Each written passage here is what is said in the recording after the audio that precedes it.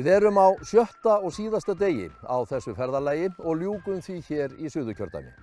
Við höfum farið hringinn í kringum landið, hitt fjölmargt fólk og heimsótt 100 lítil og meðalstór fyrirtæki. Þetta hefur verið afskaplega fróðlegt og skemmtilegt fyrir okkur þingmennina.